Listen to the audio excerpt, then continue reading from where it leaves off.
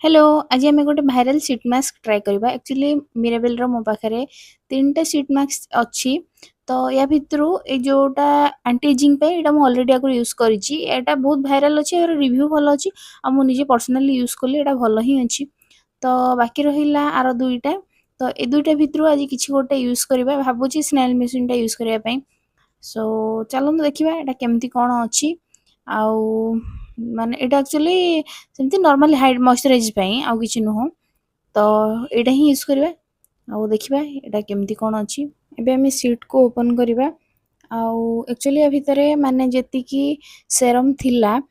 तो माने यूज कला परे भी गोटे सीट मास्क यूज कला परे भी आउरी बढुतला तो सेटा को मु रखि देथली आउ परे यूज करिया पई माने स्टोर करके नुह संगे संगे यूज करिया पई हम किछि किछि आप माने भाबंती जे हम स्टोर करके परे रखि देबा बट मो हिसाब से ठीक नुह स्टोर करके जदि आपण रखुछन डबारे ताले सील करके रखिबे न होले संगे संगे यूज कर दवाटा ही ठीक मो हिसाब रे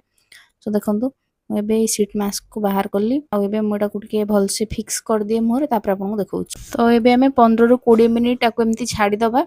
तापर मु सीट मास्क रिमूव करके आपन को देखौछि केमती डिफरेंस आछि मोरे पाखापाखि 20 मिनिट पर ए सीट मास्क मु एबे रिमूव कर दउछि देखंतु तो एक्चुअली एटा को माने 8 आउट ऑफ 10 मु कहि परबी माने मॉइस्चराइज एही पाई बढ़िया अछि भलो अछि बट सेमती नहीं पूरा वाओ किछि आपन को किछि एक्स्ट्रा हे जिवो बट जदि आपन चाहउचंती भलो अछि जदि आपन चाहउचंती आनी गोटे ट्राई कर परबे सो बाय बाय।